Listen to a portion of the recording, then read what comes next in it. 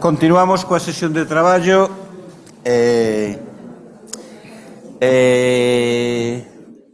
Tedes que perdoar se me manifesto con excesiva confianza, como ao final o xestor desta xornada de reflexión fíxome un favor, porque en vez de pedirme que faga a miña presentación sobre vertebrados, que eu xa lles decía a algúns colegas que nos últimos anos como xestor do Centro de Referencia de Educación Ambiental en Galicia teño pouco tempo para o traballo analítico e non é moi científico non utilizar datos cuantitativos.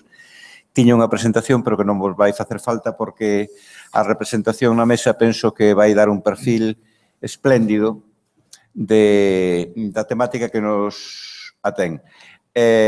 Paco Fierros decíame aí un momento nin presentación porque temos que cumprir plazos. Vou aproveitar para meterme con nos mesmos. Un tema emerxente que teremos que afrontar no futuro con as reflexións que o Consello de Cultura Galega poida facer é a temática mariña. Porque é un tema emerxente a nivel mundial con unhas componentes brutales de os microplásticos e toda a degradación de ecosistemas. Se me permitides a reflexión, eu como vicepresidente do Comité Español da Unión Internacional de Conservación da Natureza veño da reunión do noso foro anual e unha colega que coordina a rede de reservas mariñas do Mediterráneo. É unha frase preciosa, non? E dicir que estamos afeitos a falar de que necesitamos conservar un planeta verde, pero as 3/4 partes do planeta son mar e o verde non pode existir se o azul non se conserva. Entonces, quédanos sobre a mesa a pelota de organizar algo que deixe claro de que se non conservamos o azul, o verde desaparece. Dito eso, para min é un placer estar rodeado de amigos. A primeira intervención vai correr a cargo de Pablo Ramil, que é o director do Instituto de Biodiversidade Agraria e Desenvolvemento Rural da Universidade de Santiago. E, polo que na miña percepción, a persoa que máis sabe sobre hábitats, ecosistemas e dinámica da natureza en Galicia. Co cal, un placer enorme poder darlle a palabra. Moitas gracias. Non sei se funciona. Sí. Hola, boas tardes. Vou falar 15 minutos, a ver se cumplo. Sobre os aspectos vencellados co antropoceno e a biodiversidade. Nos traballamos, entre outros aspectos, en cambio climático global e reconstrucción paleoclimática. Normalmente empezamos a traballar en períodos antiguos, que eran un pouco unhas das eivas que tiñamos en Galicia, o límite Holoceno-Pleistoceno, la periodización dese Pleistoceno, utilizábamos secuencias xenerais e cando chegábamos ao Holoceno, pois, normalmente, pois na época, anos 90, anos 80, pois o que se utilizaban eran as clasificaciones moi clásicas, feitas para nos Alpes, onde había unha periodización que ao chegar a Galicia non se cumplía. Hai unha serie de tesis dirixidas por Guitián Ojea e coa mano de atrás do profesor Fierros, tamén hai que decirlo, e que deixaban moi claro que esa periodización clásica do Holoceno pois non funcionaba. Posteriormente, hubo outro conxunto de persoas que empezaron a traballar e a periodizar ese Holoceno. Nosotros, nos últimos anos, hemos feito xa periodizacións incluindo o antropoceno como unha parte dese Holoceno, dividindo no Holoceno en base tanto a criterios climáticos, en base a criterios de paisaxe e en base, nos últimos períodos, evidentemente, en base tamén a criterios sociais, a criterios culturais, porque consideramos que nas últimas etapas desa periodización do antropoceno temos que incluir, evidentemente, unha forte impronta humana. Temos unha clasificación, decimos, multifactorial en canto a que integramos, como decía antes, por un lado, os grandes tipos de ecosistemas que, chegado un momento, se van a transformar e logo os veremos en agrosistemas, en paisaxes transformados por acción humana. Esa transformación ven sellada tamén con un plantexamento urbanístico, o urbanismo cambia.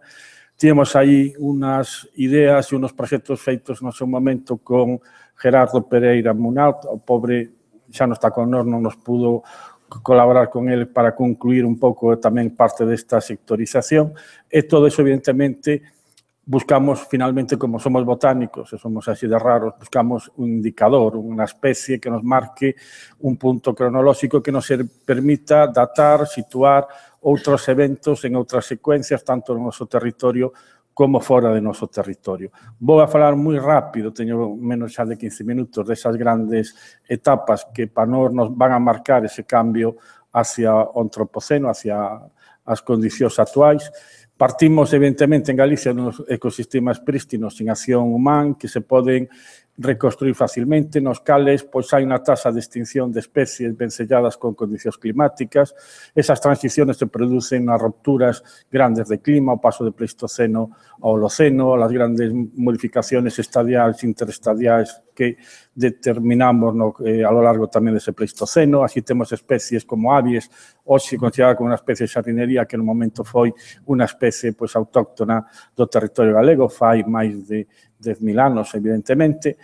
Podemos configurar igualmente como esa vegetación activa foi adaptándose a esos cambios climáticos, aos cambios bioxeográficos do territorio, e vai chegar un momento, e non acuñamos un termo, adaptamos un termo do Van Mouri fixo unha tesis no ano 1986 sobre a vegetación pleistocena e holocena de Galicia, acuña un término, va a acuñar dos términos que vamos a ver hoxe, landmass, por un lado, que é de orixen nórdico, nos fala de pequenos claros abertos na vegetación, pequenas fases da primeira antropización humana, estamos falando fai 4.000 anos despois de Cristo, en torno pois a esas datas, e que temos? Pois temos non só evidencias de que hai claros, temos incluso evidencias posteriores de que atopamos troncos, atopamos bosques queimados, arrasados posteriormente por o efecto da auga, e esos troncos, como vedes aí, estamos falando de árbores que son, evidentemente, grandes elementos de tronco, teñen, como decía antes, 4.000, 4.100, 4.200 anos de antigüedade.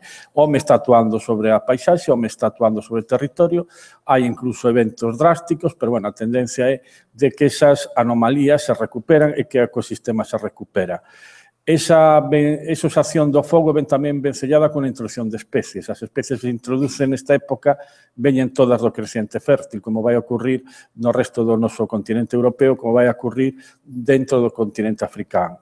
Aquí temos criterios para determinar cando se produce o inicio desta antropización. O polen nos pode servir, se pode datar, ten unha fácil análisis, fácil detección nos sondeos terrestres ou incluso nos sondeos mariños. En outros contextos arqueolóxicos podemos utilizar igualmente para datar ese inicio da agricultura a presencia de sementes, a presencia incluso de algún carbón mecellado con alguna planta cultivada. Por tanto, temos un criterio. Esa landmass va a acabarse, vai a transformarse a medida que os povos pasan a ser nómadas, se crean as primeiras vilas, se crean as primeiras cidades. Temos o que chamamos en Galicia, pois, os castros, esos castros ocupados por pobladores da Edade de Bronce e da Edade de Ferro, antes da chegada dos románs, e a partir deles, evidentemente, van a chegar aos románs e van a seguir mantendo en gran medida moitos destes poblamentos. A transformación que se produce en este período castreño, román, vai marcar unha drástica modificación da paisaxe Galicia. Van Mouri acuña que o territorio galego é unha estepa cultural. Os árbores desaparecen, os bosques desaparecen, sobre todo nos terreos de baixa e media altitude, e o que van a primar son as áreas agrarias. Estamos, pois, en algo que algún autor tamén podía chamar antropoceno. Estamos falando da antropización da paisaxe, se publicou no seu día, Van Mouri fala da antropización da paisaxe, non o consideramos como antropoceno, tendemos a buscar o antropoceno para algo máis recente, pero evidentemente isto pode ser unha das bases, un dos criterios desa antropoceno. As señales desa estepa cultural son múltiples. Unha delas son os carbóns que aparecen nos sedimentos, tanto de turbeiras, como sobre todo nos esteiros, nas marismas, acúmulos de carbón, cinzas, aparecen tamén pequenas gravas, aparecen todo un conxunto de elementos que nos sirven para adaptar estes distintos episodios de alteración humana da paisaxe. Aparecen tamén cambios na distribución de especies. Algunas especies reducen a súa presencia, como o caso do carballo, pero tamén temos que, por acción humana, algunas especies desaparecen de Galicia. Temos as primeiras extincións provocadas por acción humana no territorio galego, por menos que temos constancia. O tilo desaparece, o carpe desaparece e a súa desaparición está ben sellada con esa actividade humana. Pasamos, e vou moi rápido porque senón non cumplo o tempo, pasamos outra etapa, entramos en un período medieval, falamos dun paisaxe foral, acuñamos aquí un término de Ramón Villares. Ramón fala de que o foro é unha das características intrínsecas do territorio medieval en Galicia e ese foro, pois, para nos dá tamén esa características intrínsecas, nos fala tamén dun paisaxe sustentado, evidentemente, nos criterios que prevalecían no ámbito castreño, no ámbito román, pero que van a ter unha significación tamén propia, con especies igualmente diferenciadas. Por tanto, temos criterios para marcar esta diferenciación entre o agrosistema, chamémoslle medieval, foral, frente ao agrosistema que imperaba na época romana ou na época castreña. Hai elementos comuns, o fogo sigue sendo, o lume na paisaxe sigue sendo un elemento claro, continuo, de historia galego, e de novo, ese crecente fértil vai ser o único centro de orixe de moitas de nossas especies. Moitas delas xa as coñecían os románs, chegan tarde a Galicia, chegan a tarde a outros restos de territorios da fachada atlántica e observamos que moitas das que chegan tarde tamén son as que se están adaptando a unhas condicións climáticas máis adversas. Aquí xa hai un cambio, hai, por tanto, necesidade de sustituir especies adaptadas a climas máis temperados por especies adaptadas a climas máis fríos, como é o caso do centeo. O centeo pasa a ser o cereal máis abundante do territorio galego. Con o centeo tamén se incrementa o cultivo da castaña, do castaño, se incrementa xunto ao castiñeiro o cultivo tamén, evidentemente, da vide e de outras especies máis raras, menos raras, como é o caso das cañas que se introducen na Idade Media en toda a Península Ibérica. Antes falaba unha persona do público que non podía ver a cara porque estaba sentado hacia atrás e non teño un problema coa vértebra que non me deixa girar e tiña toda a razón do mundo. Hai un cambio tamén brutal nesa configuración da paisaxe que se vai producir, evidentemente, tras o cambio político que supón abrirse as fronteiras de as Indias occidentais, as Indias orientais e, finalmente, a Australasia. E, a partir de aí, nos van a chegar especies, xa non dese núcleo de orixen do crecente fértil, sino de todos os núcleos de especiación que temos. Europa, España, Galicia se converte en unha arca de Noé. Aquí ven de todo. E ven o que sabemos e con o que sabemos, como veremos despois, van ver cousas que non sabíamos que viñan. Importamos de Estados Unidos terras con plantas, e nesa terra veñen tamén os parásitos. Foi o caso da filosera, se introduce ao finales do século XIX e, ao final, os estragos os provoca no século XX. Por lo tanto, temos un plantexamento de acción-reacción que se que vai estar diferenciado, evidentemente, no tempo. Temos tamén acción humana modificando as especies nativas. O pino pinaster deixa de ser unha especie nativa, as poblacións nativas desaparecen, se extingue de novo localmente, se extingue o pino pinaster, se extingue o pino silvestre, e o que temos a partir de certo momento son pinos cultivados por acción humana. Hai un ensaio, primeiro ensaio de flora galega que é do ano 1852, que moitas veces obvia, é un traballo moi bon feito por un catedrático da Universidade de Santiago, Planelles, vivía aquí ao lado, ademais. Planelles nos dá a primeira sectorización de pisos bioclimáticos de Galicia. Fala que na zona marítima non hai vegetación arbolada. A partir de aí, nas zonas montañas, o cordal, como chama el, hai todo un conxunto de vegetación hasta o que chamamos nos a día de hoxe o subalpino, onde non hai vegetación de novo arbolada. Logo veremos como iso va a cambiar en poucos anos. En a mesma período xa temos relatorios de especies exóticas que se han introducido que están espalladas por territorio galego. Podemos elegir moitas delas para marcar esta fase de alteración continua de especies no territorio. E podemos incluso valorar a introducción de algunas delas con os cambios climáticos que se producen. Por exemplo, o eucalipto, cando se introduce en Europa, se va a topar con un período de moitos fríos. Esos eventos fríos que se marcan a partir de 1880 fan desaparecer as primeiras poblacións de eucalipto en Inglaterra, en Francia, en España e en Galicia. E, posteriormente, a medida que o clima vai variando e se van poñendo plantacións fora desas condicións frías, esas pequenas plantacións van introducíndose no territorio. Novo temos un proceso de introducción moi desacoplado do proceso de expansión. E isto é unha mecánica que ocorre con todos os agrosistemas. O penúltimo agrosistema que digamos xa dentro do antropoceno, o que chamamos agrosistema minifundista. É unha designación en canto a que a maior parte da propiedade ahora xa han rendido os foros, as propiedades son privadas, pero as propiedades son pequeñas e dan para abastecer unha economía autártica, unha economía con moitos veces poucos recursos, o que ten moita man de obra que pode aportar á explotación familiar, non? Esa economía minifundista non ten casi mecanización, hai un desacople de novo co territorio mecánico. Aquí tedes o alcalde de Coruña na súa época facendo o chiste do trator. O trator se estaban introducindo en Francia, se estaban introducindo en Inglaterra, viñan de Estados Unidos, pero a Galicia non chegaba. O señor sí que tiña un coche, pero o trator non tiña, non? Este problema de cambio non se vai producir con outros elementos e con outros aspectos, que logo veremos. Decía antes que había unha sectorización bioxeográfica de pisos de planellas. A seguinte que tedes aquí é a de Merino. Merino a fai en 1909, que é cando a publica. En ese 1909, cal é a diferencia? Xa fala dun piso de piñeiro plantado e un piso de castiñeiro plantado. Mentras que as zonas altas de Galicia, sobre todo as interiores, dominan as carballeiras. Por tanto, xa nos está marcando unha diferenciación antrópica por acción humana, unha diferenciación antrópica que logo podemos documentar nos análisis polínicos do territorio. Autores posteriores van a determinar esa presencia do pino piñeiro, pinastre, perdón, o pino piñoneiro tamén nos seus dibuxos, como tedes o caso de Castelao, donde dibuxa non só ese pino piñoneiro, aí tedes tamén unha das primeiras manifestacións artísticas do eucalipto.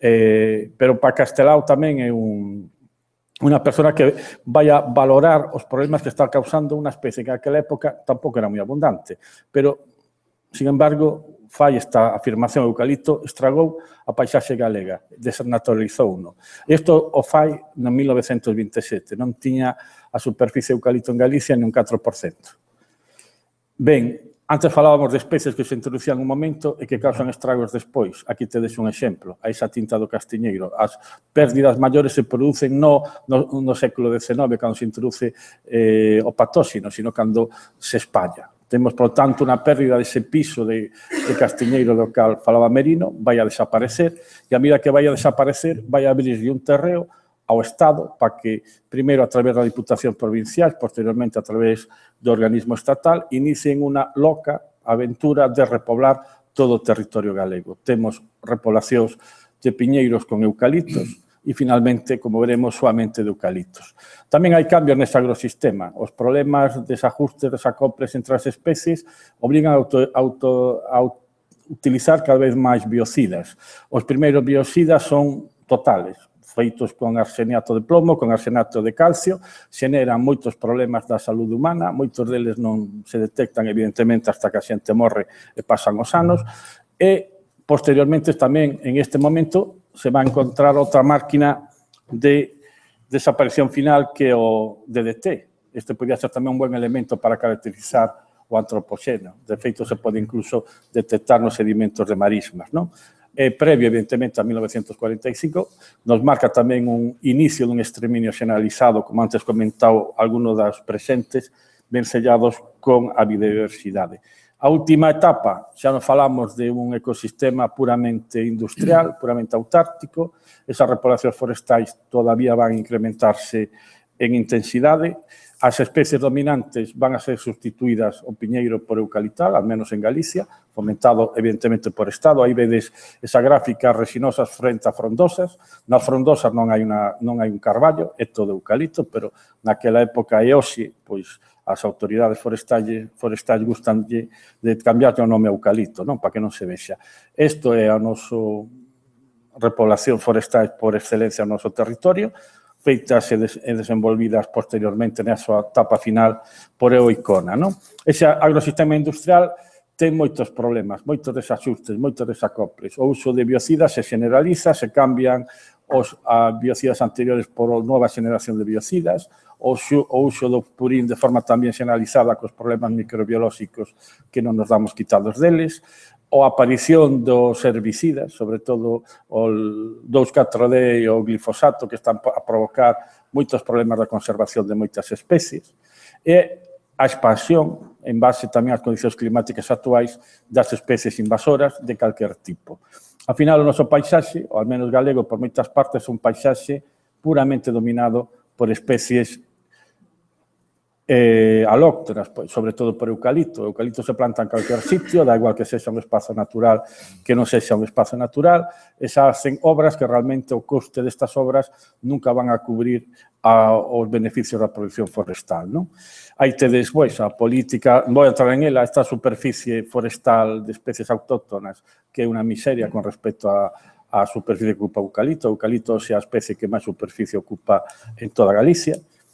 E non só temos especies bellas que se expanden e problemas con plagas que se expanden, temos tamén plagas novas, como é o caso da Phytophthora alni. Xa teníamos a Phytophthora que actuaba sobre o castiñeiro, agora temos Phytophthora que actúan sobre o ameneiro, está a acabar con todos os ameneiros, evidentemente, de Galicia.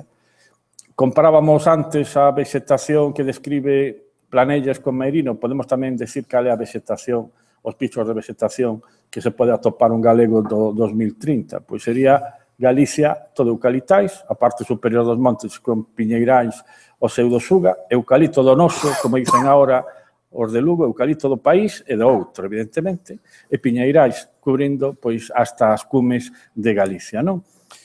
Todo isto ven acompañado, o dicía antes, por unha pérdida de biodiversidade xeneralizada, tanto en especies como hábitats. Non vou entrar en comentar nada, xa estemos estar fora de tempo.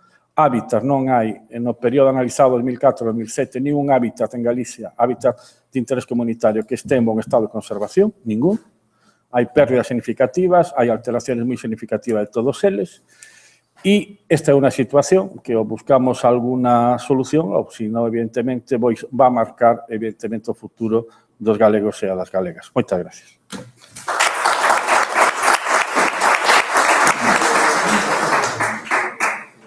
Gracias, Pablo, por o esforzo de síntesis. O noso seguinte ponente, Fernando Cobo, que o tiña sentado... Non sabe onde está a súa presentación. Aquí, non. Tiño sentado a miña dereita, pero en sentido equitativo tiña que estar sentado seguramente a miña esquerda. Non sei onde está. Dirixe a Estación de Hidrobioloxía da Universidade de Santiago, pero é o noso maior experto. Galicia é o país dos 1000 ríos, que decía Álvaro Cunqueiro, e en canto a coñecemento científico e defensa da calidade dos ríos galegos, penso que non podíamos elixir un millor representante nesta mesa. Bueno, gracias, Carlos. Boas tardes. Eu, despois de a mañán, hoxe, empezo a entender por que o omeprazol e o Prozac son os medicamentos de máis utilización na contorna do mundo avanzado, porque está empezando xa a preocupar o asunto. Eu estou aquí convocado para facer unha achega persoal da degradación do sistema biolóxico relativo aos ríos, ao ecosistema fluvial, no contorno ou no contexto do antropoceno. Por lo tanto, vou baixar máis a terra, vou estar máis na casuística ou nas observacións cotidiás que facemos dentro dos grupos de investigación que traballamos en ríos. Despois de todo o anterior, penso que sí, que quedou ben claro no discurrir da xornada que este antropoceno, ademais de ser unha tentativa de establecemento dun tempo xeolóxico, é un fenómeno emerxente pola súa modernidade, complexo pola circunstancia que concurre nas súas circunstancias no mundo globalizado, sinérxico e multidimensional, porque quedou ben claro que dende as ciencias sociais, dende as ciencias experimentais, desde distintos puntos do coñecemento, todo o mundo ten algo que aportar, algo que decir, ás veces contradictorio, ás veces vacuo en contenido, pero sempre estimulante, non? E sempre de agradecer que concurra. Estamos sobrepasando os umbrais de sostenibilidade e de seguridade dos parámetros ambientais. É posible que estemos facendo eso, porque estamos construindo un sistema terra que cada vez ten unha maior entropía. Se se pudera resumir de algún xeito todas as circunstancias o que ocurren para definir a grande aceleración ao antropoceno, é que cada vez o sistema no que estamos vivindo é máis entrópico. Que quere decir isto? que tende máis ao desorde, que temos que investir unha maior cantidad de enerxía para mantenelo na súa situación. A complexidade das interrelacións de todo tipo que se producen nas redes ecolóxicas, que teñen pois, como elemento importante a actividade humana, fai que cada vez teñamos que investir máis recursos enerxéticos en mantener este sistema, esta tendencia constante ao desorden. É dicir, cada vez somos máis, custanos máis manter o sistema entálpico. Isto podería ser a definición que dera un físico normalmente. Eu, como biólogo, vou dar unha definición moito máis prosaica, non moito máis humilde, que non temos tanta fachenda como fan outras ciencias chamadas exactas. O que vamos facer é que temos unha especie que non temos por que contemplarla fora do ecosistema, temos unha especie, como é outra especie máis, que é unha especie enxeñeira desde o punto de vista ecolóxico, é quen de modificar o seu contorno de maneira significativa, pero que é denso dependiente. E isto é o importante. Esta especie, a nosa, Homo sapiens, no momento determinado terá que verse sometida aos mecanismos de regulación de súa dependencia como calquera outra especie. De xeito que o que aparece en principio un crecimiento exponencial no consumo dos recursos vai que ter unha asíntota, vai se transformar nunha curva logística. Nese momento, a población terá que disminuir. E ao disminuir, novamente teremos unha posibilidade de maior disposición de recursos. De xeito que para min, que este asunto da grande aceleración non é máis que un proceso inicial de unha regulación denso-dependiente que pode, co transcurso do tempo, resultar nun sistema dinámico pulsante. De xeito que a población humana alcanza límites importantes, os mecanismos denso-reguladores disminúen a presión que ese exceso poblacional está facendo sobre os recursos, de maneira que quedan máis recursos que se poñen de novo a dispor do crecimento demográfico para un seguinte pulso demográfico e así sucesivamente, de maneira que estaríamos ante unha función pulsante que se está indo por riba ou por debaixo de un límite que, dende o punto de vista ecolóxico, sería a capacidade de carga do planeta, dende o punto de vista da especie humana e a súa relación co sistema ecolóxico. Baixando ao máis prosaico, que é o que me toca, a miña visión dende o punto de vista dos sistemas acuáticos, hai unha serie de impulsores directos desa grande aceleración. Vou facer solamente 3 puntos e vou mirar exemplos ilustrativos ao respecto. A primeira é a destrucción ou alteración de hábitat, precisamente por esa particularidade que temos como especie enxeñeira de modificadora do hábitat físico. A segunda é a contaminación, tanto orgánica, tóxica como biolóxica, e a terceira son as deficiencias na política de xestión dos recursos naturais, sin que isto supoña, que xa me manifestei amañán, como a introducción ou no estudio das alteracións ambientais no antropoceno, a introducción de dirixismo ideolóxico ou de buscar, eso tan xudeo-cristiá, como buscar responsables dun efecto natural, ou buscar certas culpabilidades ou incluso caer no maniqueísmo ecolóxico do que eu quero afastarme como científico experimental. Ben, a destrucción do hábitat en Galicia, que é o que nos atende, é difícil de evaluar dende o punto de vista numérico, e aquí o que temos é unha evolución do número de encoros, aquí xa se falou deste número de encoros, como é unha curva, como sempre, que tende a saturación, por que? Porque evidentemente xa se dixo, non hai sitios a onde meter máis encoros, grandes presas estamos a falar, por lo tanto satúrase a curva. Hai que ter en conta unha cousa, que esta pulsión de construcción hidráulica ou de obra hidráulica mantívose no tempo. É dicir, pouca xente dáse de conta que nos últimos 25 anos construíronse 217 grandes presas en España, que tanto como as empresas que se construíron nos anos de máis apasionamento constructivo do franquismo. O sea, que tampouco, porque estemos na modernidade, podemos vernos libres deste tipo de actividades. Aí hai un mapa que se fixo no seu día a ADEGA, a Asociación para a Defensa Ecolóxica de Galicia, no 2008, onde se ven a situación. Non hai ningunha vacía fluvial galega que non estea fragmentada por mor das presas, non só as grandes presas, as minicentrais fan o mesmo dano que as grandes presas, dende o punto de vista ecolóxico, porque simplemente por aquelo da álgebra máis elemental do colexio, a mini central partido por mini río, eliminamos mini e nos vuelve a quedar unha central nun río. É un problema de escala, simplemente. Por lo tanto, podes entender perfectamente a súa afección. Como consecuencia desto, temos que máis de 80% da área disponible para determinadas especies, sobre todo as especies de peixes migradores, pois desapareceu no contexto ibérico, como vemos aquí. Que ten como resultado isto? Pois que estas son capturas, son gráficas feitas con capturas declaradas. Nesto das capturas declaradas é como aquel refrán que di que de diñeiro e castidade a mitade da mitade, non? Pois aquí pasa un pouco o mesmo. É dicir, que as capturas declaradas son as que se declaran, pero non son as que son, quero decir. E claro, aquí como está feita a curva ao revés, temos o chan da curva, é dicir, cando o peixe desaparece, a especie desaparece, desapareceu. Aquí vese a asíntota perfectamente claro. Se fixera a curva como tasa de desaparición de efectivos poboacionais, pois tería outra vez unha curva exponencial, non? Pero simplemente darlle volta e vemos, aquí sí que vemos o chan, vemos o fin onde está a situación. Bueno, se falamos do salmón, reducirse aproximadamente nun 66%, no último período, aquí temos dividido aí á dereita, está dividido pois entre períodos en 1914 e 1900, non vexo ben, 1959, non? 1900, non sei canto, 2012. Bueno, eses dous períodos houve unha reducción do 66%. A losa é unha sardiña grande, que ás veces, cando vais a reproducir, entra nos ríos e marcha ao mar outra vez.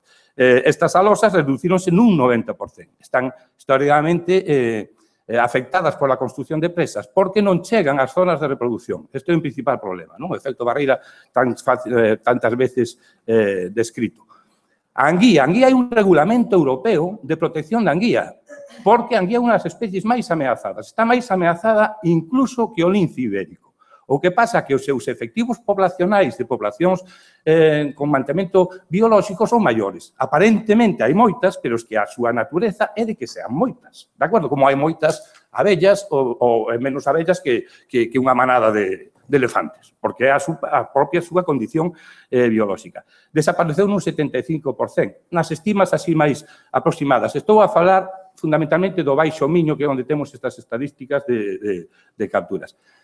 En troques, a lamprea parece que aumentou nas capturas declaradas. Por que aumentou nas capturas declaradas? Sin que nós creamos, efectivamente, que haxa un incremento da población natural. Porque o esforzo pesqueiro, ou non ter salmón, ou non ter anguía, desplázase á captura da lamprea. O pescador que fai, non me paga a pena esforzarme en intentar capturar salmóns cando non hai, e o que vou facer, voume centrar na lamprea, de xeito que a declaración de capturas incrementase sin que eso supoña que a población en realidad está a medrar. Bueno, estes son exemplos de cuestións relacionadas precisamente con esta actividade humana, pero que non van deixar pegada no rexistro estratigráfico. Porque a desaparición destas especies non se fai de maneira que podan entrar en procesos de fosilización. Por qué? Porque normalmente as lampreas cómense, os salmóns cómense, e non van a entrar, non van a depositar os seus restos nun sitio onde os sedimentos podan xerar unha condición anóxica, senón todo o contrario. Por lo tanto, isto non van deixar pegada aí, pero, sin embargo, sí é un fenómeno que sí podo decir que é global, porque isto afecta a todos os peixes migradores, pero que está a suceder, pero que non terá probablemente ninguna situación aí. Contaminación orgánica. Falouse aquí, unha gráfica ao principio na conferencia, do enorme aporte de fósforo e nitróxeno ao medio. Bueno, o fósforo e o nitróxeno son os principais elementos limitadores da produción primaria. Eu falei, a mí, isto de andar de acuñar os termos, gústame, é moi humano isto de discutir polos termos. Eu, sin saber, nin siquiera, que podería falar de antropoceno, chameille enmerzamento global. Porque, claro, a orixe do fósforo e o nitróxeno fundamentalmente ven de aí, non? Claro, ao coñecer o termo antropoceno, di, claro, canto antropoceno, mellor chamarlle antroporcino, porque é cousa de porcos o que estamos facendo coa escasa depuración da materia orgánica que chega nos ríos. O resultado final é que temos, unha eutrofización crecente dos nosos ecosistemas acuáticos. O 90% da rede hidrográfica galega pasa por episodios de contaminación de tipo orgánico, debido precisamente a este incremento do nitróxeno e no fósforo, que vai a tener repercusións ecolóxicas importantes. Outro aspecto é a contaminación de tipo tóxico. Que se refire a isto? Pois a sustancias máis complexas dentro do punto de vista químico, de difícil degradación, ou incluso o que chamamos xenobióticos, de sustancias de nova síntese, que non estaban na natureza e, por lo tanto, a natureza non ten medio de eliminalas e pode producir efectos pois canceríxenos, teratoxénicos, disruptores endocrinos, e pode engañar aos sistemas biolóxicos dentro do punto de vista hormonal. Bueno, nun traballo que fixemos no meu grupo de investigación en colaboración ca Universidade, un departamento da Universidade da UNED, fixemos simplemente, isto non tiña ninguna, non perseguíamos máis que ter unha idea aproximada da complexidade da sopa química que había nun río como pode ser o Sar. E ali encontramos tuvo a súa zona, porque encontramos ibuprofeno, enseguida a xente identificou, e hai ibuprofeno no río. Si, home, pero para consumir o que ten unha pastilla de ibuprofeno hai que beberse 400 litros de río, non creo que sexa para tanto, entramos já no concepto de dose. Pero, sin embargo, si hai alquifenoles, hai sustancias que están prohibidas por a legislación hai anos, e, sin embargo, permanecen presentes no río. Isto é o que é serio, porque temos unha legislación que ás veces pode ser avanzada, pero que hai un incumprimento absoluto, porque por falta de vixiancia ambiental, fundamentalmente. Algúns compostos, ahora acórdome de un estudio que tamén fixo un componente do noso grupo con a ameixa de río, con margaritífera, son moi lonxevas, poden vivir hasta 100 anos. O que facíamos, era en colaboración con unha universidade sueca, o que facíamos era cortar as cunchas e tiñamos un registro anual de 100 anos das liñas de crecemento. Eles tiñan un microscopio de protones, bombardeaban en cada un desas liñas de crecemento anual e podíamos detectar que elementos tiñanse incorporado á matriz biolóxica da cuncha, non ao longo do tempo.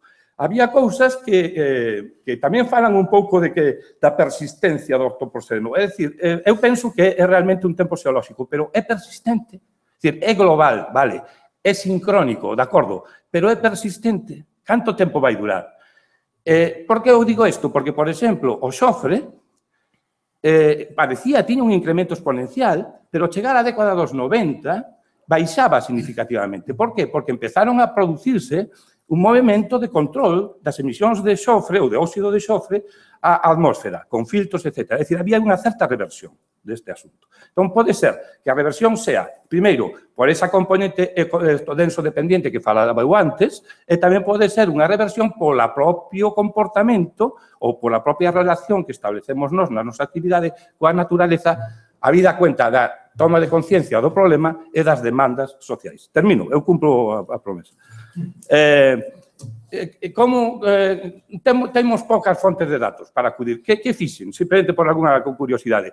A Voz de Galicia, que é o periódico de máis difusión en Galicia, non é o máis antigo, que o falo de Vigo, pero a Voz de Galicia ten unha hemeroteca que permite facer búsquedas. Eu fixen unha búsqueda, contaminación de auga, e filtrei un pouco, porque no principio do século XIX, por contaminación de auga, interpretábase a contaminación por parásitos, eso Paco Cerros ten escrito algo, pero facendo esa limpeza, vese como a partir da década dos 60 incrementase moitísimo as novas sobre contaminación de auga, que tamén podía ser un indicador da situación ambiental dos nosos ríos. Con relación a este problema que decíamos de eutrofización, do enriquecimento, estamos asistindo en cada vez máis en coros a proliferación de blooms de cianobacterias. Eses organismos responsables de que haxe oxígeno na atmósfera non desapareceron, siguen entre nós.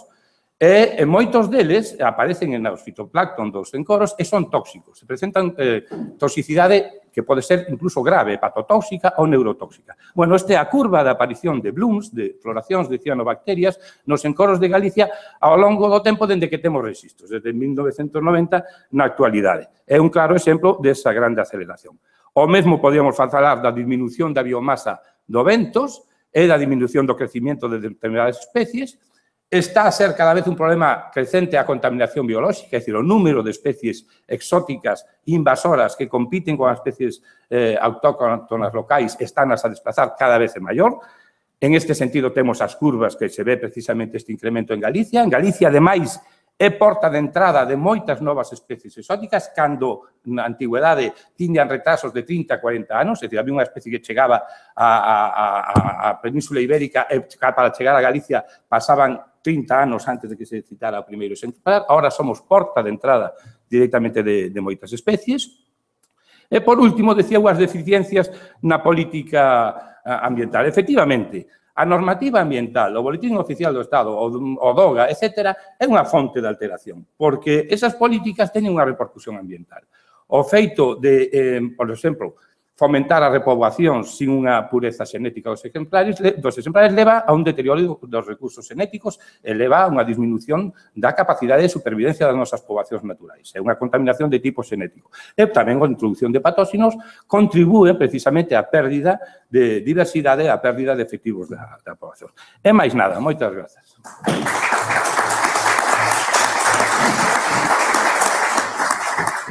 Gracias, Fernando. A seguinte intervención corre a cargo de un amigo de tantísimos anos que fixemos a carreira xuntos e vin como promovía a creación do Grupo Ornitolóxico Galego e despois da Sociedade Galega de Historia Natural. Despois exerceu compromisos ambientais a parte do seu traballo como profesor e formador de sensibilidade ambiental en Galicia. Hai un pouco tempo xubilado, afortunadamente non deixou de tocar a gaita, pero non é deso do que vai falar. É un placer presentarvos a Xan Rodríguez Silva. Moitas gracias. Bueno, quizá sería máis fácil que tocar a gaita que intentar encaixar as aves dentro do contexto do antropoceno, non? Vou intentalo, vou forrar bastante tempo porque, como veredes, cando se publiquen os papéis, pois na introducción que teño feita e que vou obviar, pois realmente coincide en análise con boa parte do que se leva dito ao respecto da situación en Galicia. Hai que pensar que, a fin de contas, para os seres vivos, para a biota, pois realmente teñen o que hai, un territorio con os condicionantes xeolóxicos, climatolóxicos, con todo o que iso conleva. Aí onde poden ou non poden vivir con tales ou cales vantaxes. Hai que situarse que todo isto se despeixou, digamos, despois da última glaciación do Würm, que se empezou a caldear o tema como para ser o territorio como para ser ocupado pola vida. E ese contexto, pois, vale para as aves, vale para os humanos tamén. O que pasa que, evidentemente, os condicionantes que os humanos, os que colonizaron o territorio, pois, para as aves teñen outros valores. Se poden desplazar con maior facilidade que o que ocorre con o resto dos vertebrados, non digamos, pois, os vexetais. Entón, evidentemente, a toda esta sucesión pois, de vida vegetal, en primeiro lugar, e de vida animal, pois, o que se foron atopando as aves, pois, foron pois, uns contextos de habitabilidade, de tempos progresivamente temperados, e, digamos, o primeiro grande cambio pois, sería o que ven da man do neolítico, non? O gran transformador.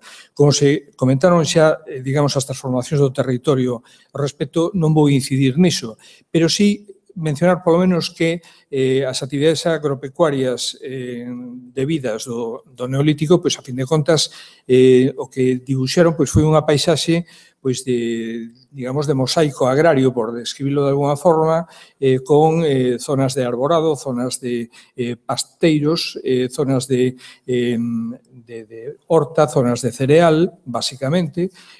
Son os tipos de territorio pois, que os humanos necesitaban para desenvolverse. E as aves, evidentemente, intentaron aproveitar isto como puideron.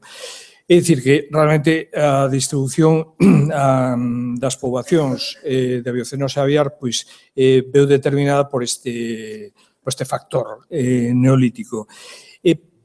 Neolítico que en realidade, atrevéndome así un pouco a xogar coa linguaxe, situaría o seu final pois, en este, e non por oportunidade, nestes anos 50. É dicir, realmente diría casi que o neolítico durou en Galicia, por lo menos desde o punto de vista agropecuario, hasta a primeira mitade do século XX. En tanto en canto, as prácticas agropecuarias, hasta a introdución dos famosos dos tractores, non? Que falaba ahora Pablo, que non había en Galicia, pois empezaron a chegar máis ou menos nesa década, e hasta entón, pois, as labores agropecuarias, pois se facían a brazo ou por dente de animal ou por pezuña, por tracción animal. Ben, a partir de aí entra o petróleo, empeza a transformarse o tipo de agricultura e entra tamén, se explicou moi ben pola mañán, entra o patrimonio forestal do Estado. Ou polo menos unha fase de actuación do patrimonio forestal do Estado que conleva a repoboación en moitos casos manu militari, é dicir, forzada, non solamente vía consorcios, acordos,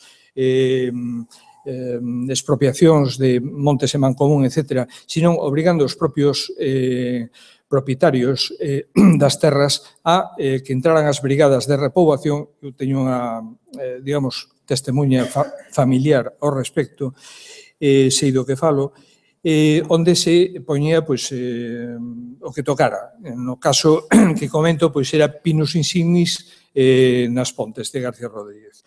Ben, isto significou pois, un empuxón probablemente para a emigración humana que se deu pois, na década dos 60 ao resto do Estado, a parte de Europa, etc., para buscarse os garbanzos que aquí esta situación de perda de terreo agrario a favor de terreo forestal significou.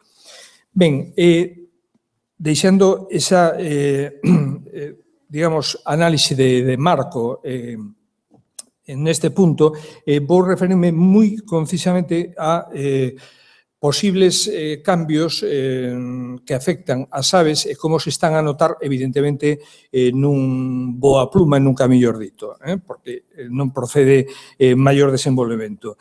Se collemos unha foto aérea do voo este famoso 56-57 norteamericano e vemos como efectivamente entendemos a primeira razón que poño sobre a mesa sobre a influencia humana nos últimos tempos e que xustificaría, aínda que non valdría, digamos, como testemunha xeolóxica, estratigráfica, pero sí apoiaría, digamos, este fito do antropoceno, máis ou menos nesta época, porque, efectivamente, polo menos no caso de Galicia, se dá un cambio no uso do territorio bastante, bueno, tan constatable, xa digo, como que se ve en foto. É dicir, se colle unha foto de calquer zona coñecida, vimos unha estupenda de Vigo pola mañán, pero, bueno, calquer sitio nos valdría, e se ve perfectamente como o territorio estaba estructurado no neolítico. É dicir, estaba os montes, é dicir, montes en Galicia, bueno, o decimos, son as zonas de cumes máis ou menos de montañas da orografía que se dedican a piñeiros fundamentalmente ou a frondosas o que toque. Arborado, do que se saca, ou se sacaba tradicionalmente a madeira e a leña necesaria para a vida.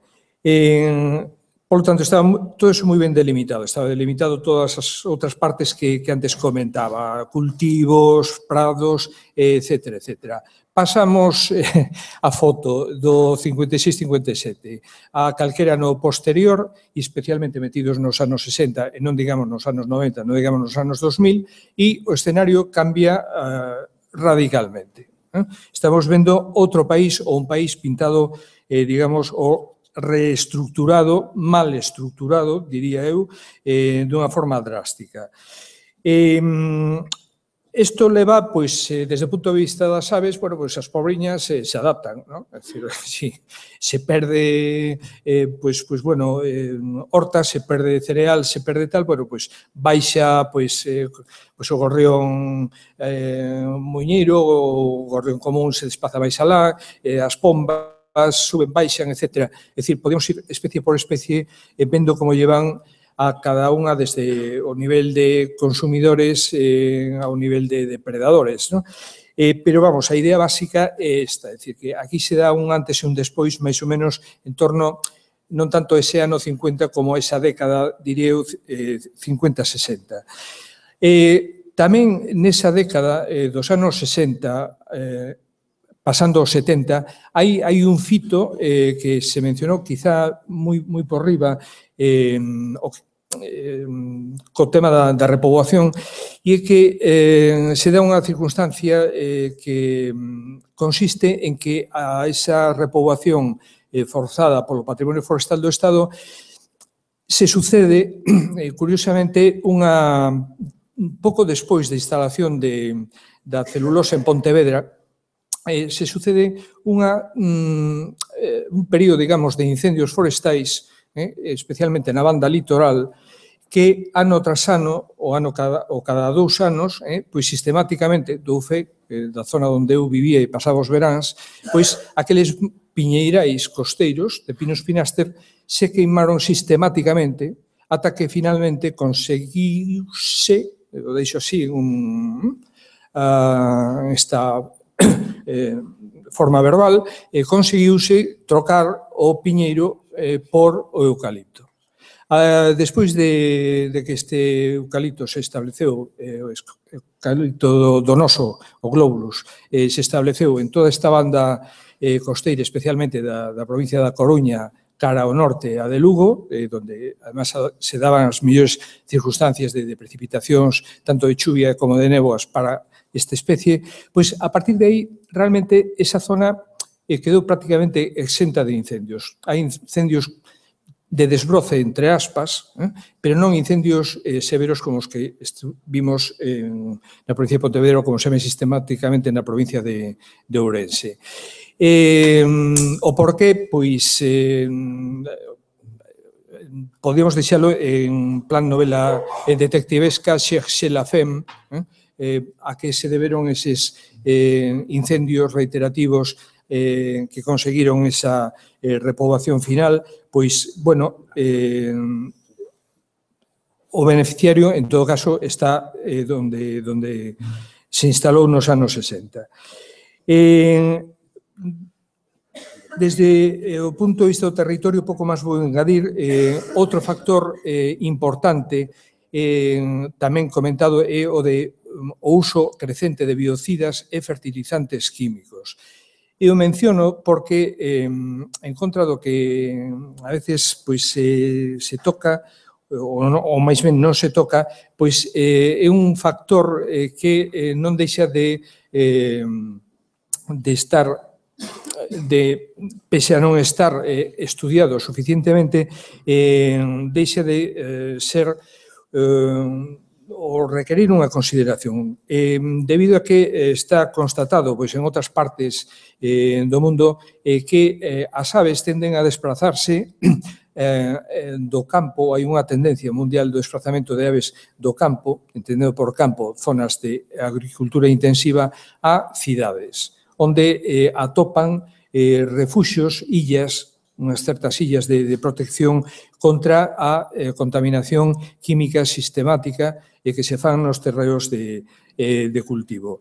Algo pode estar aí na distribución de algunhas especies xunto de tipo trófico, de tipo alimenticio.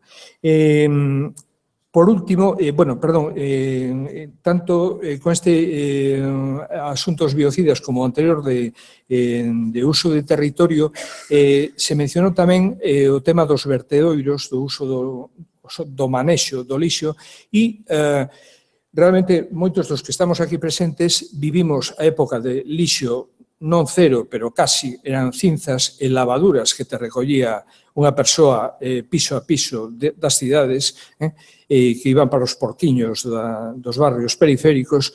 Pasamos deso a bolsa de plástico, a recollida e tal, e un primeiro estadio de botar en vertedoiros con ningún tipo de garantías.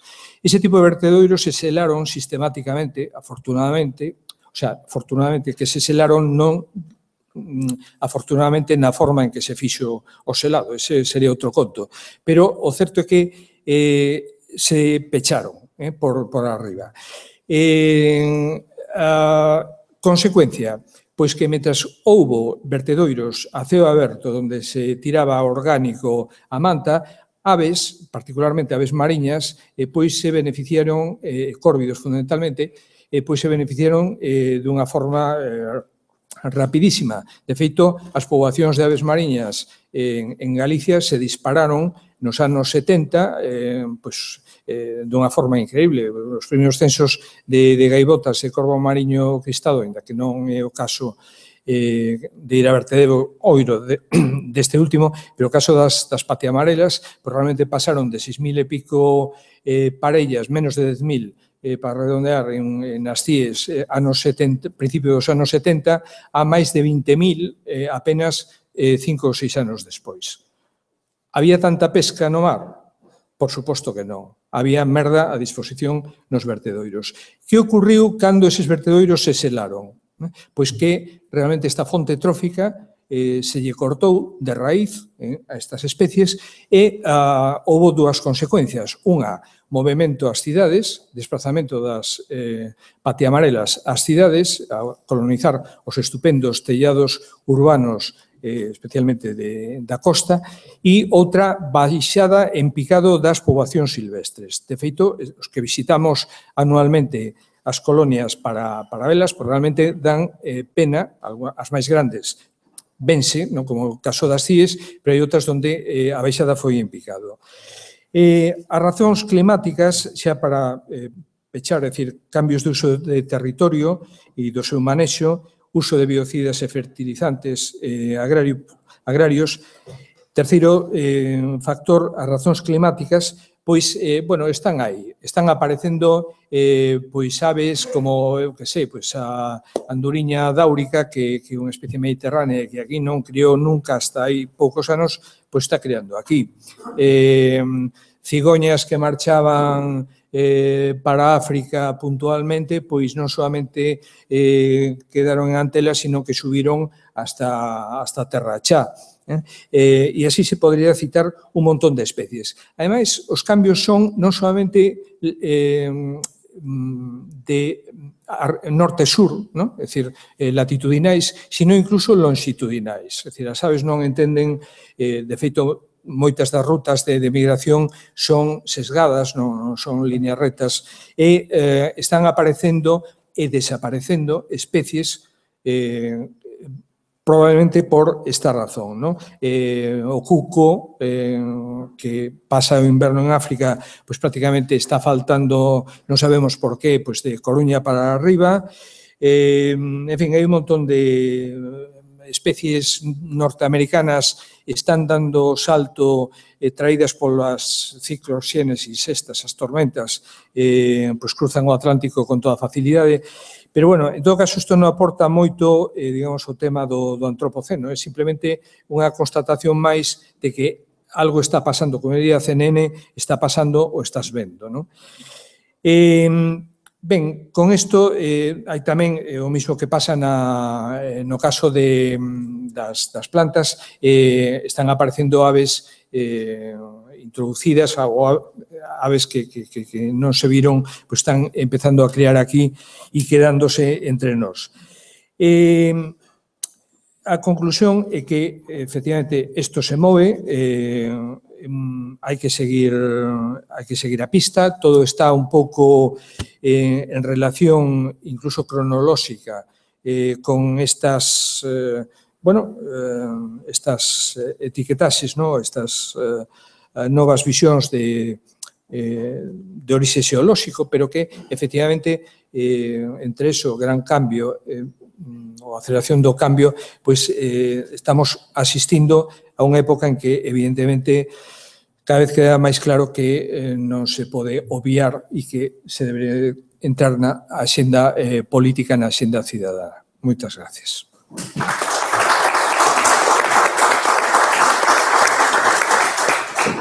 Ben, antes de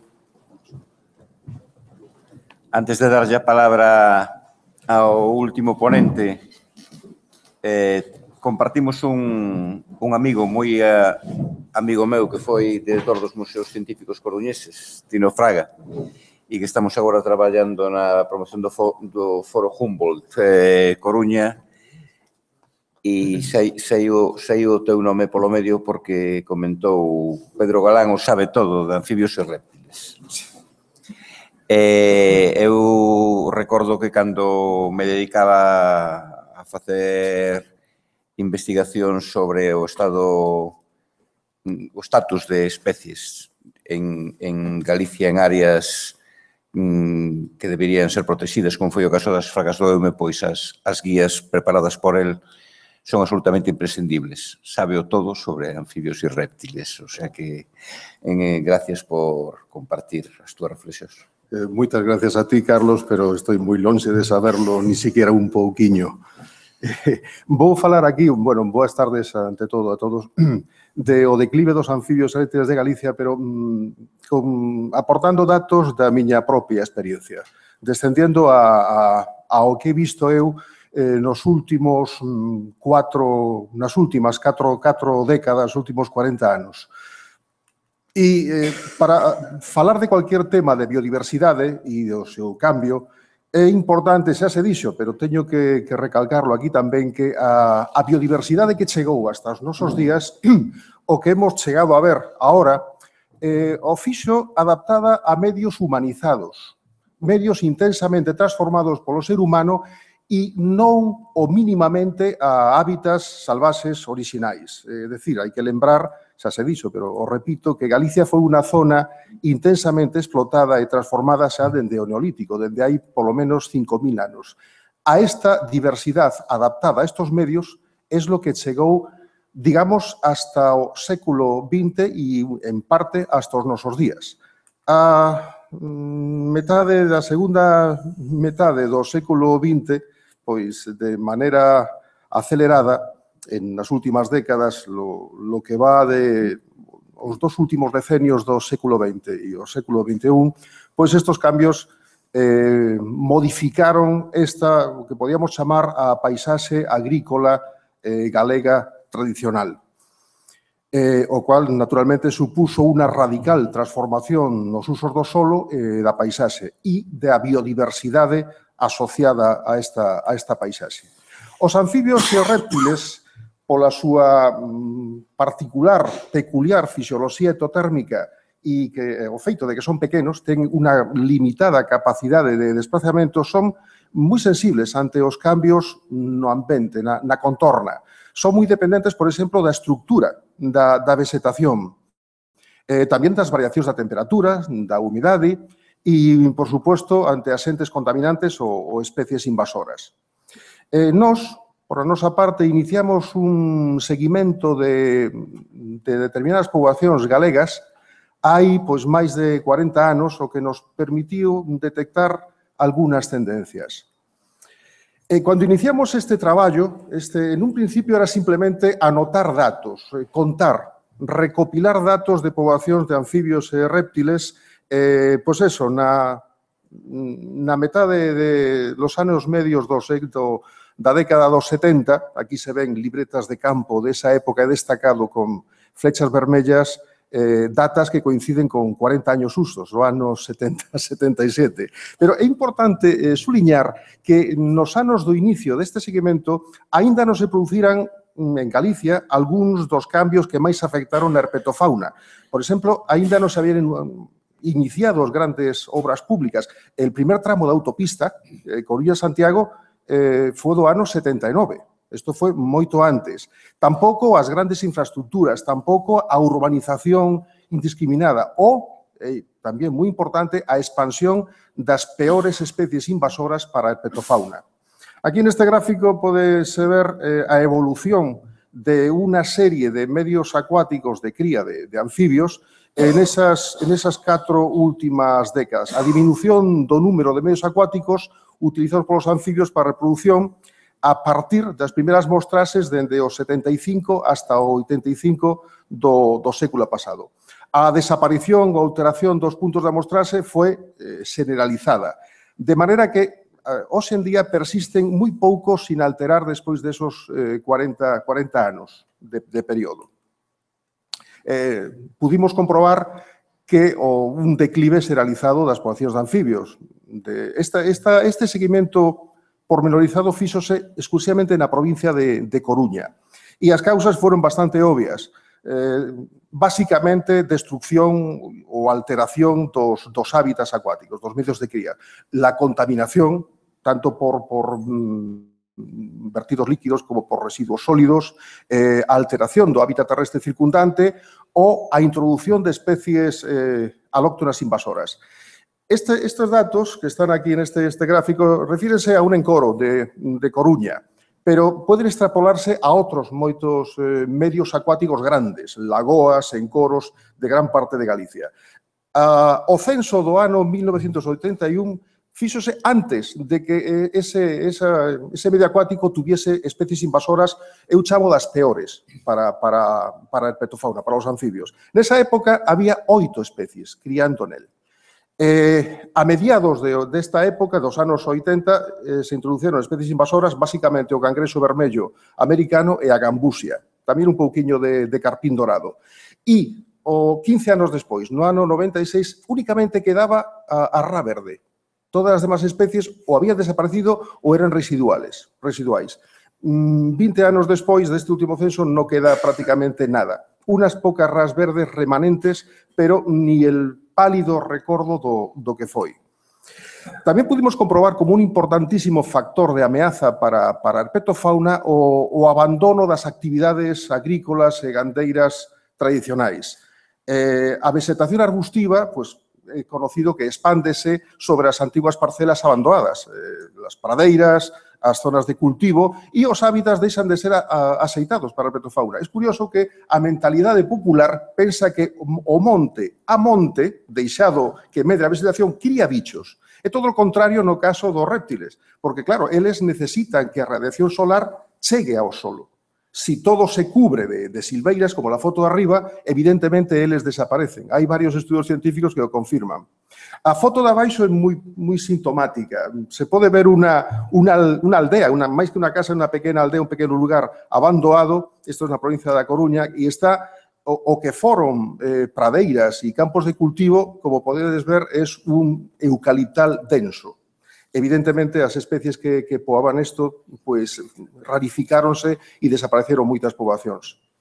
Mais recentemente fixemos outro traballo, unha mostrase máis extensa de casi 4.000 medios acuáticos de todo tipo, repartidos por toda Galicia, dende a costa hasta os cumios da montaña, das serras, en relación con su valor, su estado de conservación como hábitat dos anfibios. Isto no marco da elaboración do Plan de Conservación dos Anfibios Ameazados de Galicia. Bueno, non sale o gráfico. O gráfico que falta indica que no 62,4% desos 4.000 medios acuáticos detectáronse alteraciones graves de anfibios. E esas alteraciones, para non extenderme, básicamente eran as mesmas causas que habíamos atopado no noso estudio a longo plazo na provincia da Coruña. Alteración dos hábitats, abandono das actividades agrícolas e gandeiras tradicionais, silvicultura extensiva, contaminación das augas, obras públicas, especies invasoras, basicamente as mismas na mostra de Coruña e na totalidade de Galicia. A especie galega de anfibio máis ameazada de todas é o sapo de esporas.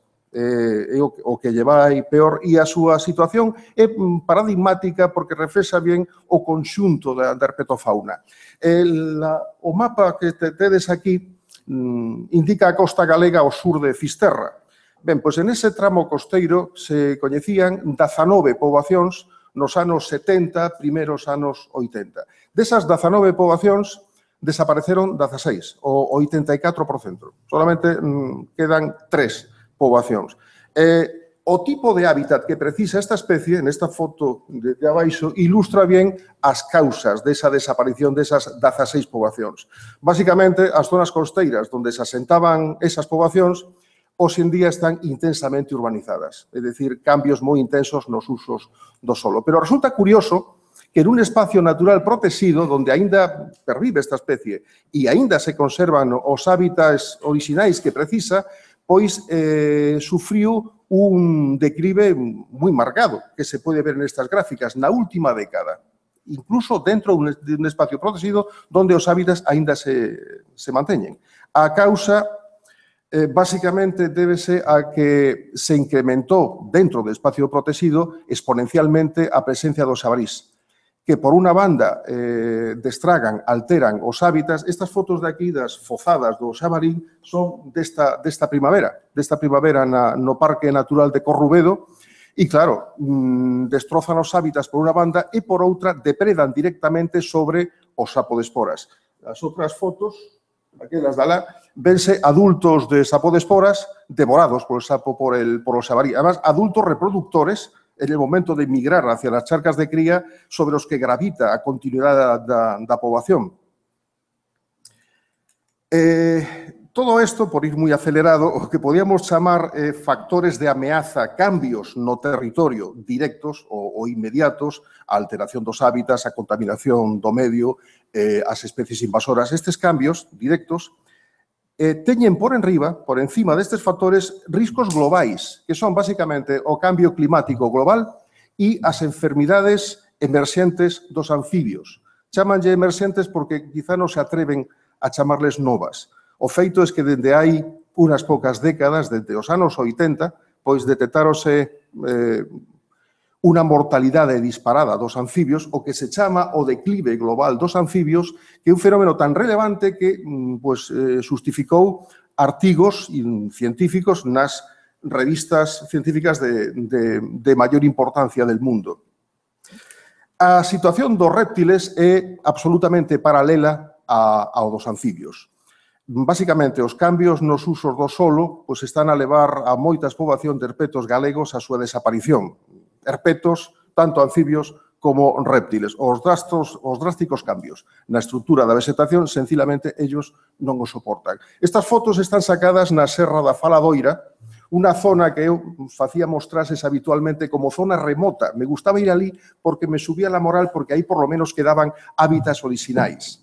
Estas zonas, estas fotos son moi recentes, son de ahora mismo, e as flechas vermellas señalan o que queda de masas de fraga atlántica. Hace moi pouco tempo ocupaban estas laderas matos en favorable estado de conservación, matos moi ben conservados, retazos de brañas, de turbeiras e fragas atlánticas.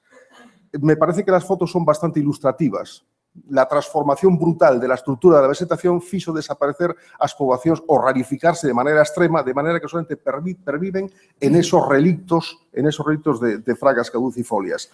A plantación de eucaliptos pois é un factor de amenaza de primer orden, porque non hai que olvidar que son plantas pirófitas que favorecen a propagación do lume e rebrotan con máis forza despois dos incendios. As fotos de abaixo son do lume do incendio do Parque Natural das Fagas do Eume do 2012. La foto, esta de aquí, do 2012, unha semana despois, e esta outra foto un ano despois. Se ve perfectamente o rebrote brutal de eucalipto, e eu tamén facía seguimento aquí, e as especies de herpetos, anfibios e reptiles, véronse moi diminuídas. Afectou, entre outras, a lagartixa da braña, a lagartixa da serra, a lagartixa da braña, falarei agora, que é un endemismo noroccidental ibérico que pues tiene, as poboacións residuales na provincia da Coruña están catalogadas como vulnerables. Esta especie é un relicto climático, é dicir, está restringida a unha serie de poblaciones illadas, disuntas, únicamente no fondo dos vales onde persisten fragas atlánticas, val do Eume, do Mandeo, do Lambre, do Castro, que son o que indica aquí.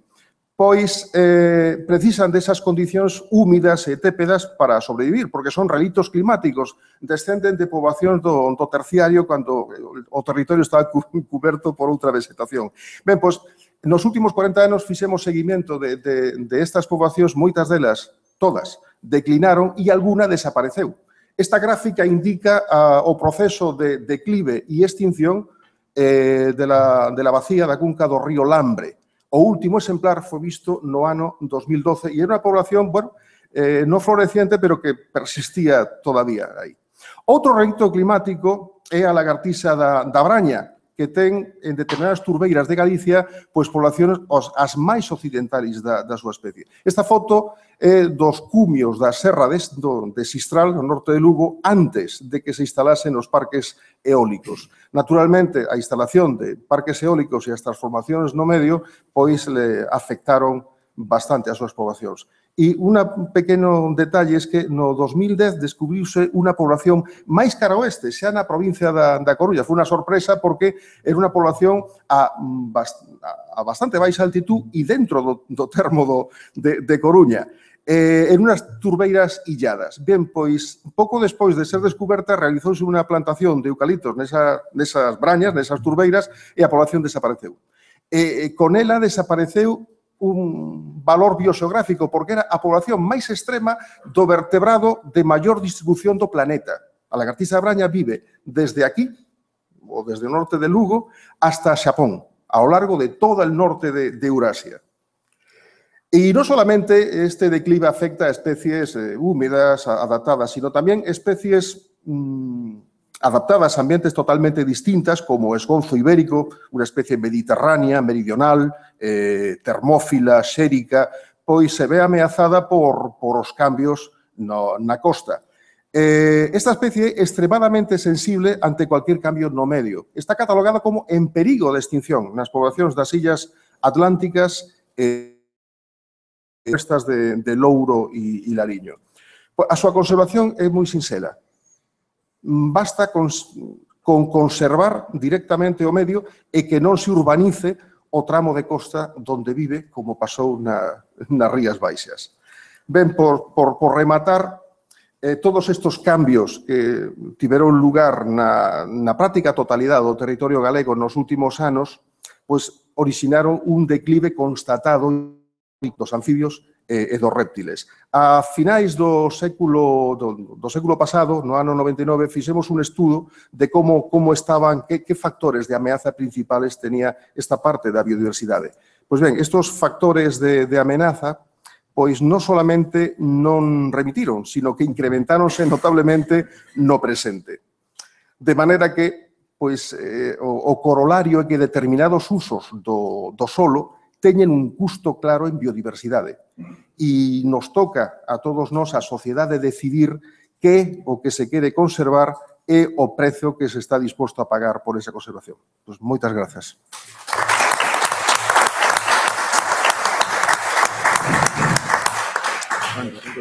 Moitas gracias, Pedro. Se queredes facer algunha pregunta ou reflexión. Sí. Vale.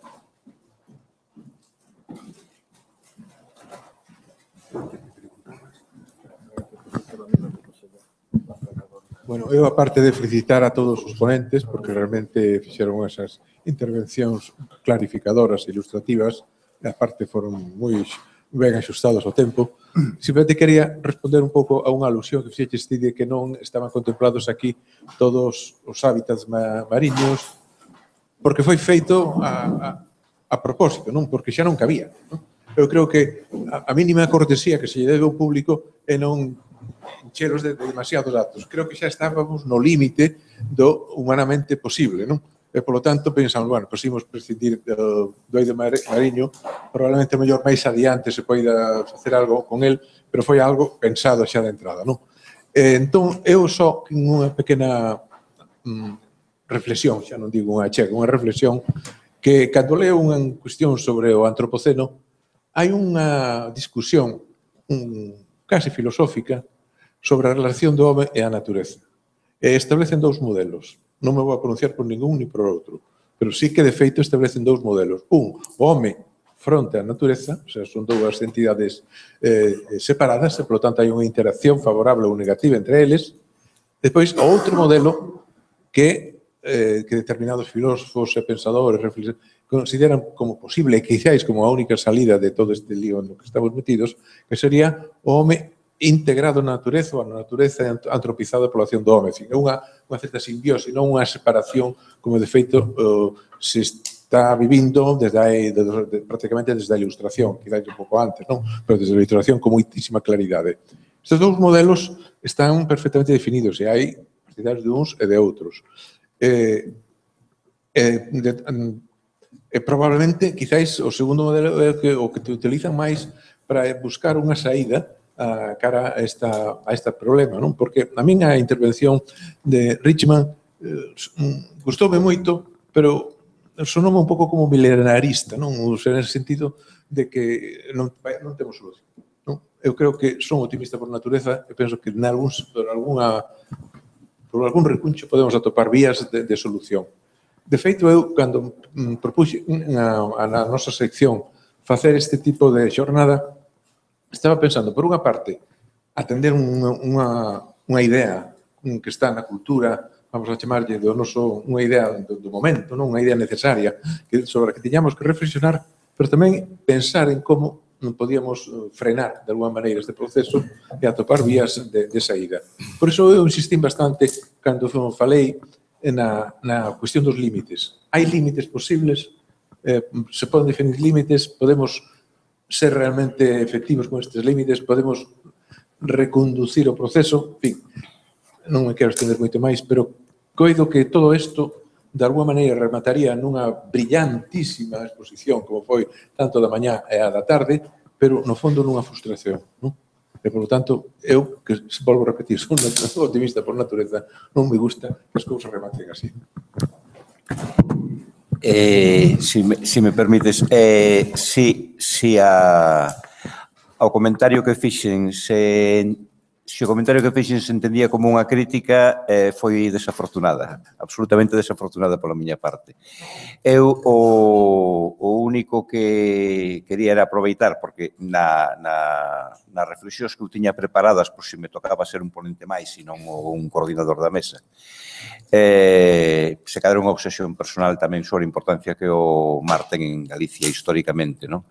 Pero pola experiencia de colaboración nas organizacións ambientais internacionais, eu percibo que existe unha toma de conciencia xeralizada de que o mar é unha tarefa pendente na estrategia de conservación mundial. Claramente pendente e que os problemas tanto de sobreexplotación dos recursos dos que viven millóns de persoas depende a proteína de calidade que comen millóns de persoas. O problema dos plásticos, en particular dos microplásticos introducíndose nas cadeas tróficas. A acidificación, é dicir, que boa parte do noso futuro como especie, a calidade de vida que podemos aspirar, a capacidade de carga que ten o planeta, depende de que señamos capaces de tomar conciencia sobre eso.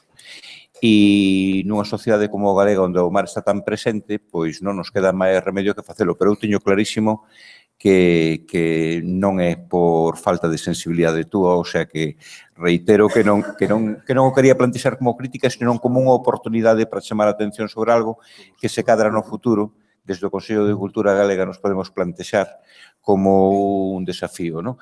Porque, por propia experiencia personal tamén, desde hai pouco tempo, desde o CEIDA, estamos recibindo ofertas de colaboración por parte de grupos de ONGs moi activas en limpeza do mar, problemas que son anecdóticos como os algodonciños de limpar os oídos, que a xente tira polo váter, e entón solo nas praias da cidade da Coruña en 2 horas se recollen 6.000, con uns problemas, ademais, para os custes de depuración brutales, que é un tema interesante, pero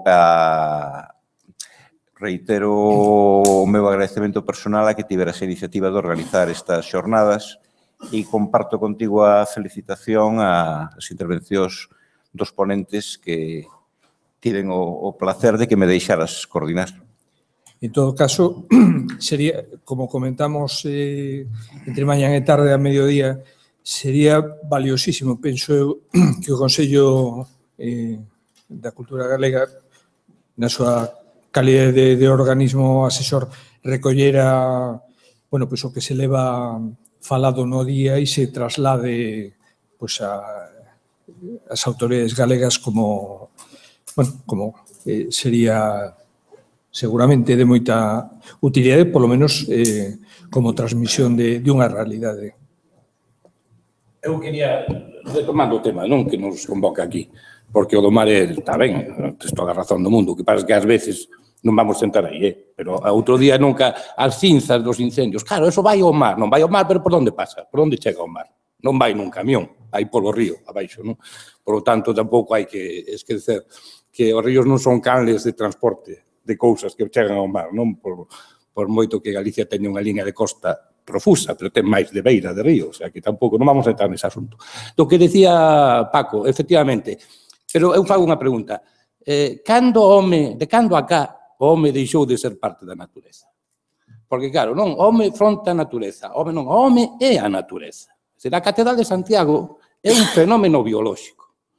É como un fenómeno, como pode ser un niño dun paxaro. O mesmo.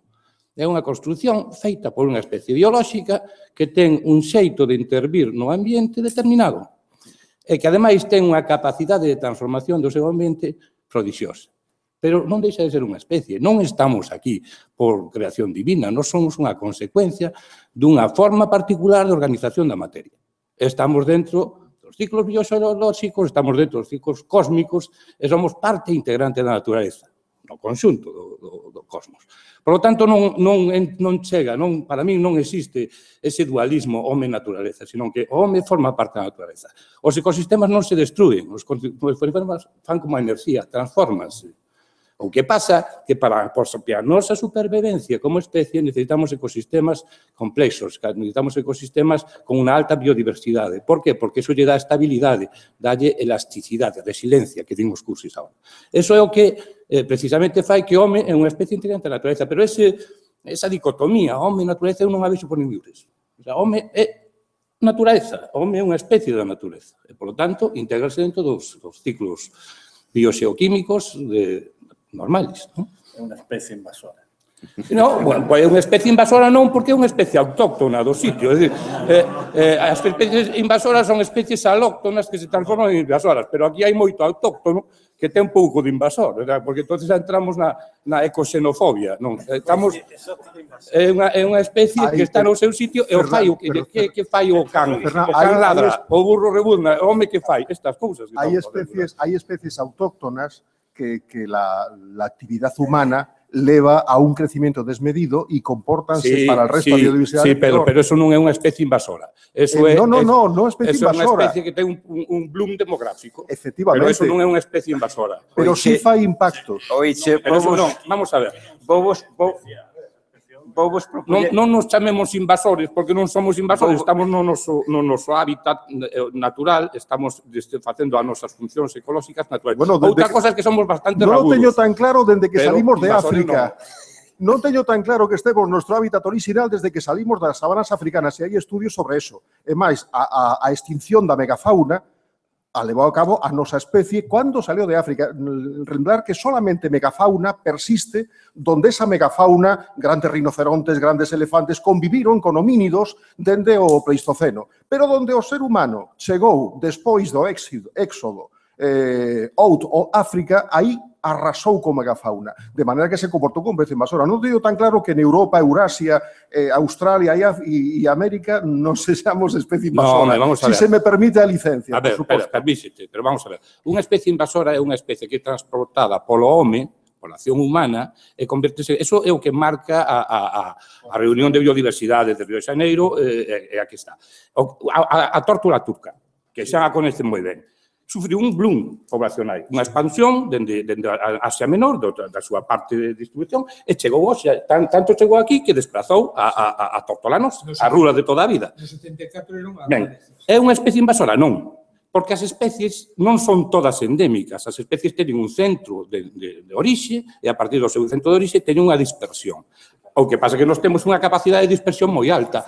Hai nas que teñen maior capacidade de dispersión. As bacterias, determinados virus, teñen unha capacidade de dispersión aínda máis alta que a nós, porque chegan a Antártida e chegan aos polos. Por lo tanto, non somos unha especie invasoria no sentido ecolóxico do termo. Si somos unha especie enxeñeira. Si somos unha especie que fai unha transformación do ambiente importante. De eso é o que estamos a falar. Pero aquí non se trata de buscar o que decía responsabilidades. O que temos esa capacidade e temos unha capacidade moi importante. Alguén o pone aí. Non hai ningún aspecto biolóxico que non poda estar influído pola cultura. Eu teño unhas pulsións naturais que a miña educación, a miña cultura, a miña formación trata de controlar. Esa é a propia naturaleza da especie, que pode ir en contra das súas pulsións biolóxicas, que non o fan outras especies habitualmente. Bueno, pois é a nosa característica. Con isto temos que lidiar. Pero volvo ao principio. Somos parte da natureza. Somos natureza. Non estamos confrontados á natureza. Outra cousa que estraguemos. Fernando, totalmente de acordo con esa reflexión última. Aproveito que hai un biólogo norteamericano que seguramente todos vos coñecedes, Jared Diamond, que foi premio Pulitzer con un libro maravilloso que se chama Armas, Xérmenes e Aceiro e que posteriormente publicou un libro que quen non o teña leído vos recomendo que o leades, que se chama Colapso, que enlaza moi ben con todo o que estamos reflexionando aquí. En calquera caso, os hosteleiros de Santiago seguro que estarán felices de si se toma algún viño mentras continúa reflexionando sobre as cousas das que levamos falado. Moitas gracias ao Consello de Cultura Galega por organizar esta xornada e en particular ao seu vicepresidente, a Francisco Díaz Fierros, e as ponencias está previsto que sexan recollidas nunha publicación. Queredes unha intervención maior? Pois se hai algunha pregunta máis, continuamos. Eu sigo instruccións da organización. Hai un remate? As 20. Xa, non? Se vos parece ben, rematamos, se non continuamos, como que irades.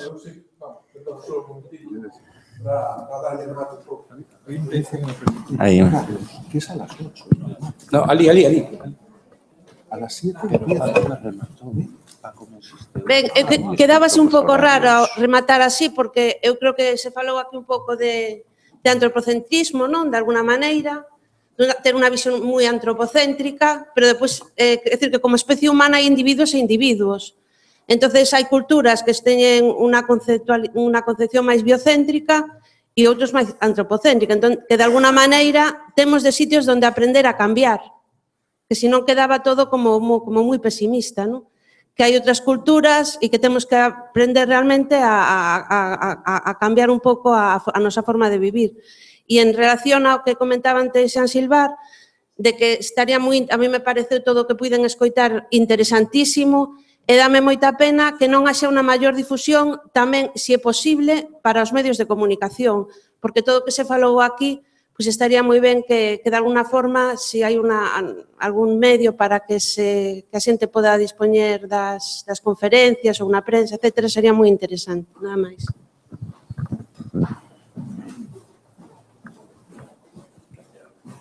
Mira, aos medios de comunicación se lles mandou a información, non? Tuvo unha certa repercusión hoxe pola mañán porque fixeron varias entrevistas e supoño que mañán ou nos días seguintes pois se falará algo máis do que aquí estivemos discutindo. Despois, o que xa adiantou Carlos Vales, o que se vai a facer é polo menos, como mínimo, un libro, un e-book, non? Isto se vai a editar. O sea, a data que puxemos xa concertada entre todos para entregar os orixinais é o 31 de xaneiro. A partir dese momento hai todo un proceso de, vamos chamarlle, de revisión, etc., de maquetación, que poñalle como un mes ou 2 meses para que eso este en liña. Non? Pero a idea miña é que, como creo que o tema é suficientemente importante, e o Consello normalmente, aínda que reduxo bastante a cuestión de publicacións en papel, creo que isto é un tema moi importante. Vou intentar que este libro se publique como tal, en papel, non? Pero, polo menos, na rede sí que se vai a publicar, non?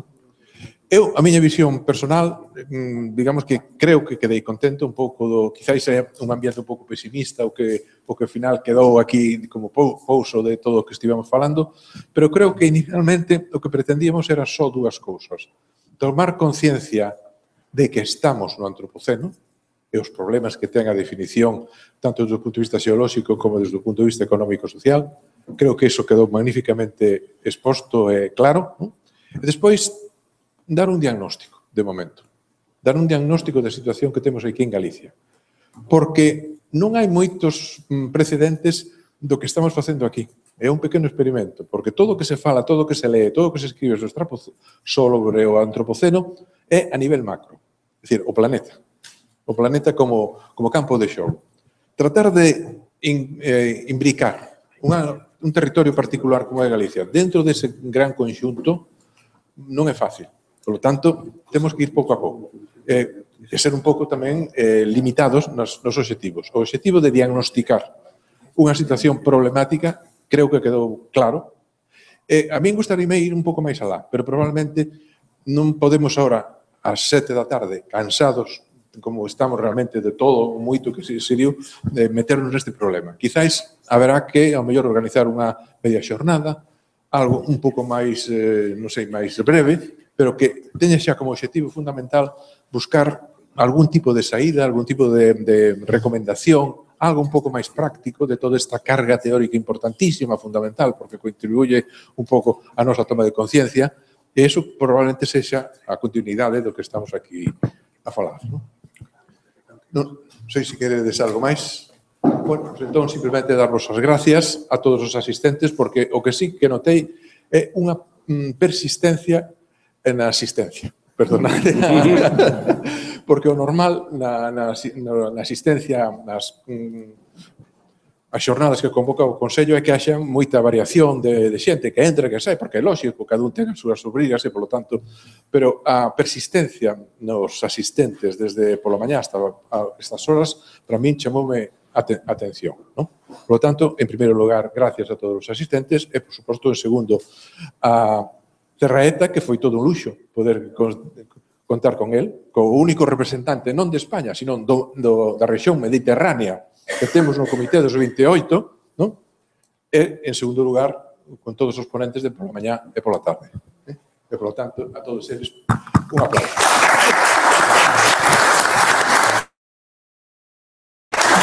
Bueno, ya nos conocíamos.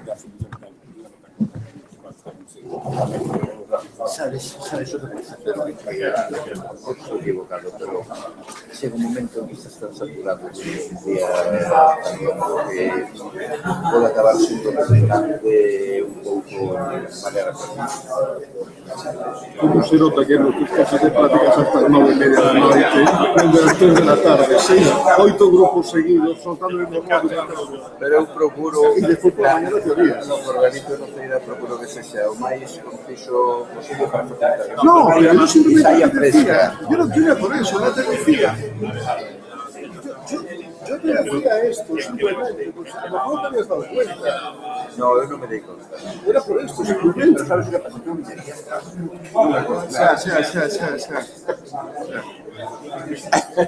Oye, le decimos eso a la repartida.